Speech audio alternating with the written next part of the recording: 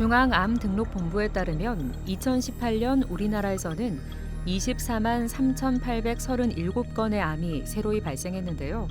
그중 대장암은 남녀를 합쳐 전체의 11.4%로 4위를 차지했고, 그중 직장암은 11,441건으로 4.7%였는데요. 남녀의 성비는 1.8대 1로 남자에게 더 많이 발생했으며, 남녀를 합쳐서 연령대별로 보면 60대가 26%로 가장 많았고 50대가 23.3%, 70대가 22.8%의 순이었습니다. 직장은 항문 바로 위에 15cm 정도의 부분이 되겠습니다. 직장은 상부, 중부, 하부로 나눌 수가 있습니다. 상부는 배 속에 위치하지만 중부부터는 골반 속으로 들어가면서 남자에서는 전립선, 여자에서는 질 뒤쪽에 이웃하게 되고, 또 하부로 내려가면서는 골반 바닥 근육을 통과해서 항문 괄약근으로 이어지게 됩니다. 그래서 중하부 직장은 골반 뼈 안에 좁은 공간 속에서 비뇨생식 기관들과 인접해 있고, 그쪽과 다리로 가는 신경과 혈관들 한가운데 있기 때문에 결장이 배 속이라는 큰 공간 안에 넓게 위치해 있는 것과 달리 주변 구조가 훨씬 복잡하다고 할 수 있습니다. 그리고 직장은 대변을 항문으로 배출하기 전에 저장하는 보관함 역할을 하고, 직장 고유의 신경이나 운동 기능을 통해 괄약근과 골반 바닥 근육과 함께 작동해서 배변을 수행하거나 억제하는 일에도 참여합니다. 직장은 파이프 모양의 관으로 안쪽에서부터 점막층, 점막 하층, 근육층, 장막층 등 4개의 층으로 나뉘어져 있는데요. 대부분 직장암은 직장의 점막에서 발생하는 선암이며, 이외에도 유암종, 림프종, 육종, 편평상피암, 다른 암의 전이성 병변 등이 있습니다. 유전적 대장암은 전체 대장암의 5% 정도에 불과한데, 유전성 비용종성 증후군과 가족성 선종성 용종증이 대표적으로 대장암이 발생하는 유전병입니다. 대부분은 환경적 요인에 의해서 발생하는데요. 돌연변이가 발생하고 축적될 수 있는 절대적 기간이 길수록, 즉 고령일수록 발생률이 증가하고, 붉은 고기나 가공된 고기의 과도한 섭취, 섬유질 섭취 부족, 비만, 운동 부족 등이 원인으로 알려져 있습니다. 그리고 한 번 이상 대장암이 생겼던 사람, 또 선종이 잘 생기는 사람이나 그러한 가족이 있는 사람, 또 대장 점막에 만성적으로 염증이 지속되는 크론병이나 궤양성 대장염 환자에서 대장암 발생률이 증가하는 것으로 알려져 있습니다. 직장암은 항문에 가깝기에 약 75%가 직장의 수지 검사만으로도 암 여부를 진단할 수 있습니다. 물론 확진을 위해서는 내시경적 조직 검사가 필요하고, 다른 장기의 침범 여부를 파악하기 위해 전산화 단층 촬영과 양전자 방출 단층 촬영이 필요합니다.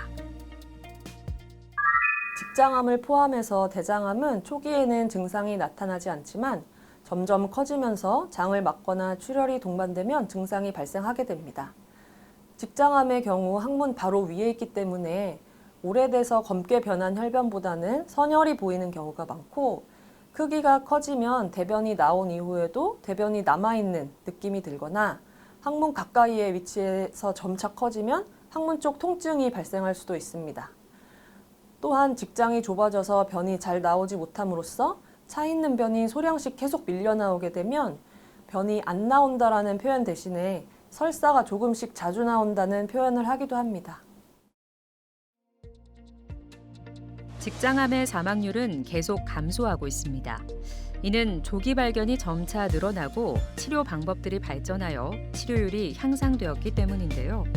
아직은 수술적 치료가 가장 기본적인 치료 방법이며, 치료율을 높이는 가장 좋은 방법은 조기에 발견하여 수술적 치료를 받는 것입니다. 일단 50세 이상이고 50세 이전이라도 앞서 말씀드린 위험 요인이 있는 분들은 정기적으로 대장 내시경을 시행해서 초기 단계에서 발견하여 제거하는 것이 제일 좋습니다. 또한 암이 되기 전 선종 단계에서 미리 발견해서 제거한다면 직장암이 생기기 전에 예방하는 것도 가능합니다.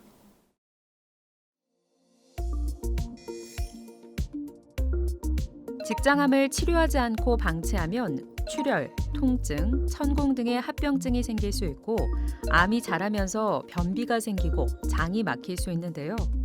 암이 배 안으로 퍼지면 배에 물이 차는 복수가 생길 수 있으며 암이 방광으로 전이되면 여러 가지 비뇨생식기 관련 증상들이 생길 수 있습니다.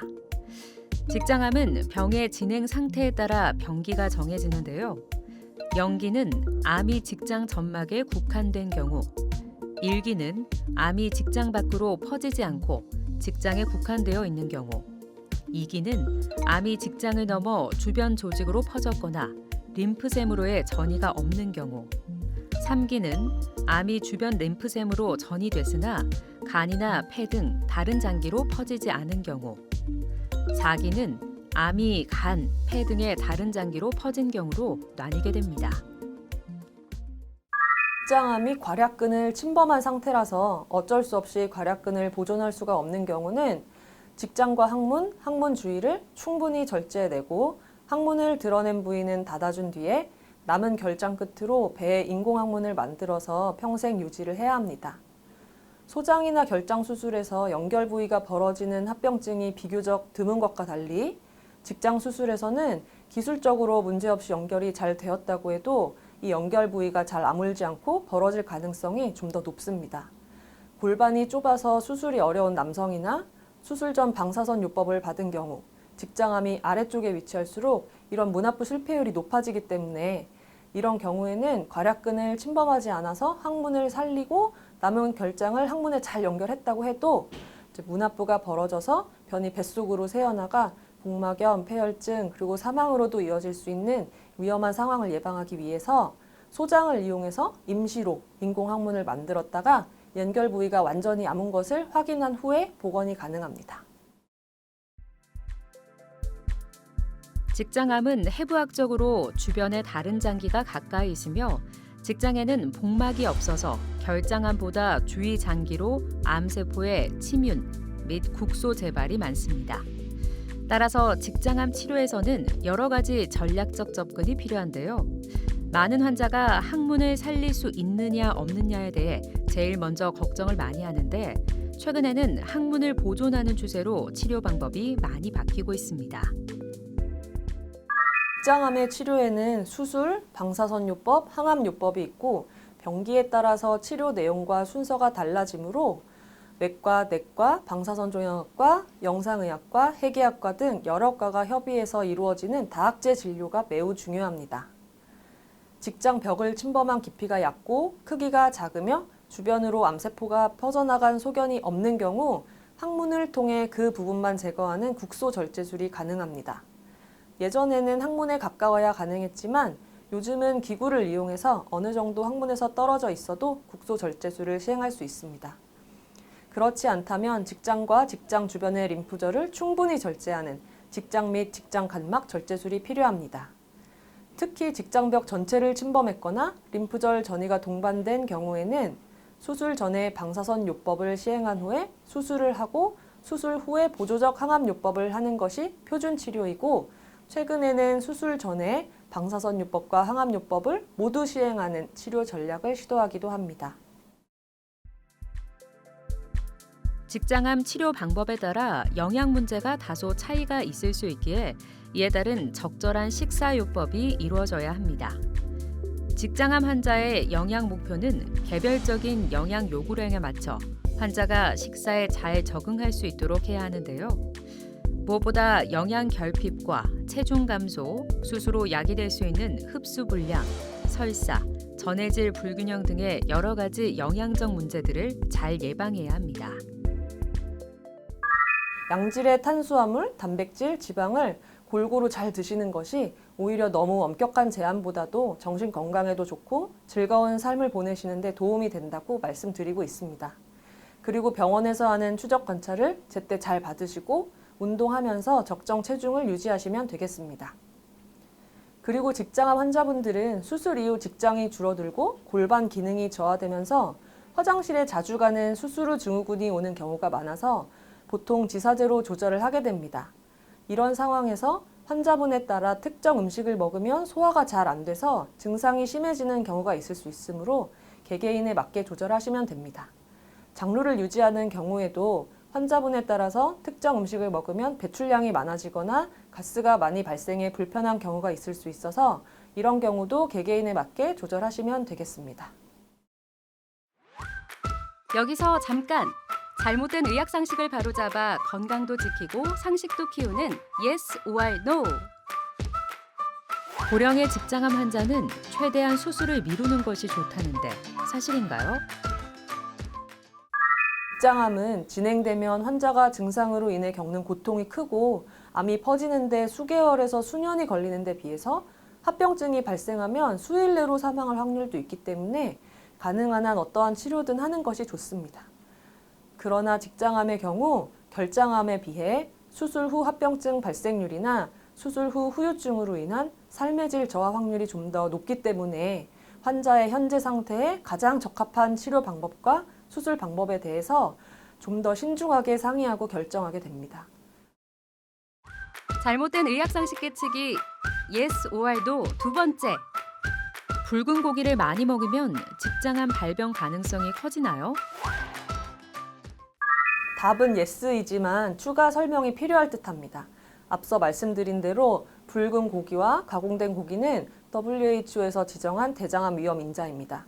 그렇지만 이런 음식을 많이 먹는 사람들에서 그렇지 않은 사람들에 비해서 대장암 발생률이 조금 더 높다는 것이지 조금이라도 먹으면 대장암이 발병한다는 것은 아니기 때문에 건강한 일반 사람이나 대장암 환자들 모두 지나치게 이런 육류를 고지방 고칼로리로 조리해서 많이 먹는 식생활은 고쳐야 하지만 좋은 고기를 건강하게 조리해서 야채를 비롯한 다른 영양소들과 골고루 균형 있게 섭취하시는 것은 문제가 없습니다. 만약 과거와 달리 변비가 지속해 변 보기가 힘들거나 배변 후 잔변감이 들 때 변이 예전보다 가늘어졌거나 혈변이나 점액변이 나타나면 직장암일 위험이 있습니다. 더불어 복통이나 복부팽만, 소화불량, 체중 및 근력 감소, 피로감, 식욕부진 등이 동반된다면 병원을 찾아 대장 내시경 검사를 받아봐야겠습니다. 직장암은 주변의 복잡한 구조 때문에 국소 재발률도 높고 수술도 어렵고 수술 후 합병증이나 후유증 발생률도 높아서 대장암 중에서 환자에게 가장 가혹한 병이고 치료하는 입장에서도 가장 어려운 병입니다. 암이 완치된다고 해도 수술받은 자체로 인해 고생하시는 환자분의 비율도 높은 편이기 때문에 가능한 조기에 발견하는 것이 최선입니다. 그러기 위해서는 건강한 식습관과 적당한 운동을 통해 적정 체중을 유지하는 것이 1차 예방으로 가장 중요하고 정기적 대장 내시경을 통한 용종 절제와 조기 발견이 2차 예방으로 가장 중요하고 또 증상이 있는데도 병원에 가기 무서워서 또 내시경을 하기 싫어서 진료를 미루지 마시고 적기에 내원하셔서 진단과 치료를 받으시는 것이 3차 예방에서 가장 중요하다고 하겠습니다.